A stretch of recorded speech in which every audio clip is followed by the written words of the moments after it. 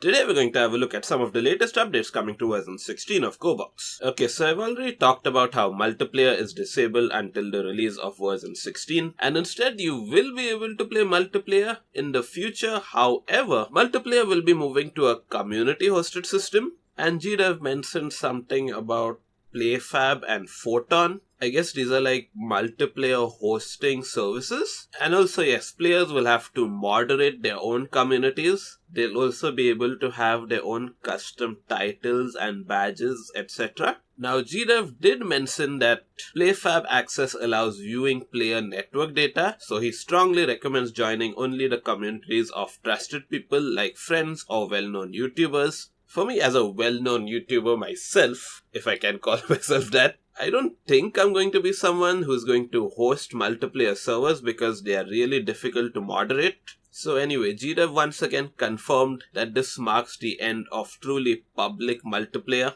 And he said that you'll need a community code from someone that hosts servers to play multiplayer with the people on the same community. Next, GDev shared an image of the new and improved social menu, which will have the option of creating or joining a community in Gorebox itself, and you'll also be able to find communities in Discord as well. This is what the social menu looks like right now in this early access version of version 16. Then GDev shared an image of the new community creation screen. Okay guys, so here is where I'm getting confused. So entering your community name will be simple enough, but what's a Photon Pun app ID and what's a PlayFab title ID? Either way, you'll have to create both of those things, and here are the instructions on how to do all of those things. Then you can choose a server hosting region and confirm. This looks kind of complicated for me personally, at least. So I'm definitely going to be the kind of person who joins a server instead of hosting one myself. Although GDev did mention that it is pretty easy to create your own communities. So maybe it's just the screen that looks a little bit overcomplicated for me. Now I'm wondering why GDev is taking the multiplayer in this direction as of right now. And I have three theories. One theory is because of hacking, and I think FT Games have tried a lot, but they were not able to keep hackers away from multiplayer server, which was ruining the experience for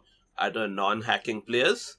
Although I'm sure the hackers had a whole lot of fun. The second reason is moderation. Now, of course, I'm just speculating, but I assume that there was a lot of racism and stuff like that in Gorebox multiplayer chat. Now this isn't exclusive to Gorebox, of course. I've played a lot of multiplayer games over the years, and there's a lot of racism, a lot of swearing, and in general just unkind behavior. As people have always been saying, if you wanna play a video game for relaxation, just don't play multiplayer at all. Play single player instead. So yeah, I guess FT Games was kind of finding it difficult to moderate the online experience. It must take a lot of time to go to reports and stuff like that. And the third reason I believe might be server costs. Gorebox doesn't earn a lot of revenue through multiplayer because the game is free for Android. And yes, while there are ads while you try to join multiplayer, I don't think that mobile ads pay a whole lot of money. And yes, while purchasing the game on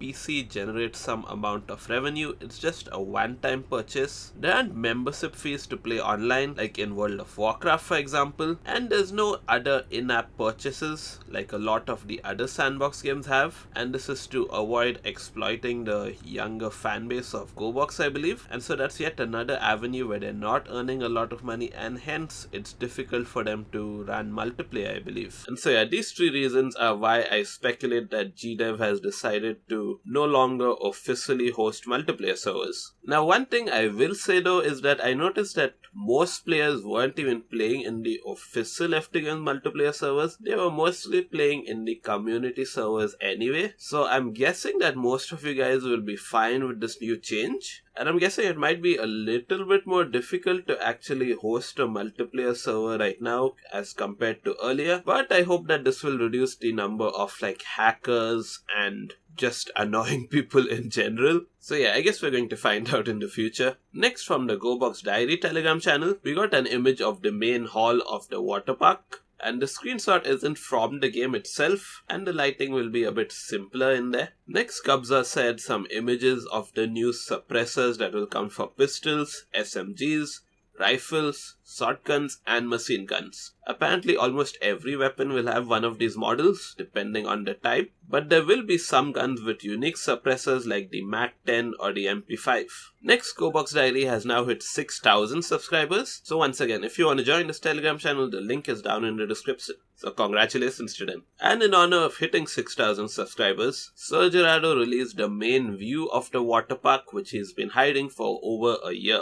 And I gotta say, it looks really beautiful. I can't wait to go down the slides. Right now in GoBox, if you want to teleport, there's two ways of doing that, I believe. Method 1 includes using this teleport option right here for the RCV2. Then you simply point at wherever you want, and at least on the PC you press the G button and you'll teleport there instantly. So here we go. Now the other option involves choosing this teleporter entity right here. So I'm going to have to spawn one right here, for example. It says 0. I'm going to spawn another one right here, for example. Now if I step on this teleporter right here, I'll be teleported to the other one. And that's how this works. But in the future, it would seem that they are developing another teleporting weapon. So it's a thing that lets you launch a one-time beacon and teleport to it at any time, then launch a new one. So it's a bit of a mix of both of our current teleport options, I believe. So I assume it would be like using the RCV2 to launch something like this in one particular location, and so wherever you go across the map after that, you can just teleport right there to that location once again. And there'll also be some cool features, like if you teleport to the beacon and someone's already standing there, it will blow up. Now someone known as Vabis is working on the implementation of it, and the model isn't final yet and there will be some minor changes. But I gotta say that for now the model looks really cool. It looks like some sort of a disc launcher and it resembles the RCV2 a lot. So yeah, looking forward to using this in the future. Next we've got some images of the SVD sniper rifle with 5, 10, 15, 20 and 30 round magazines. Now Gubza mentioned that after weeks of work, all the weapon models were finally replaced with new ones, except for the minigun, grenade launcher and grenades, because they'll require new animations that will match the new models and they don't have the capacity to do that as of yet. Next we've got these other new grenades and they're going to be of some kind of nerve gas, and apparently there's also going to be a syringe with the same effect. Next, from the GoBox News Telegram channel, Gubza mentioned that apparently there's a leaked version of version 16 from the 23rd of July going around. He does not recommend searching for it or downloading it if you don't want to get spoiled in the worst way possible. Now the early access build that I have access to was given to me around the 20th or 21st of August, I believe. I'm not really sure if it's newer or older to this. Next we've got an image of what the new Nagant revolver is going to look like. Then we can also see what the new VSSK sniper rifle is going to look like. And here's what it'll look like without the scope. Now I talked to you guys about this image right here which Gubza shared with me of the Phil Timsky boss battle, and I mentioned how this little part right here looked like a skirt. But then Gubza actually DM'd me and said it's a lab coat and not a skirt. A lot of you guys told me about that as well, but I hope that at least one of Phil's variants just decides to fight me with like a skirt instead of a lab coat. That would be funny. Click here to see what other updates are coming to version 16 of GoBox. So I've been Jazef, you've been my audience, thank you for watching and goodbye.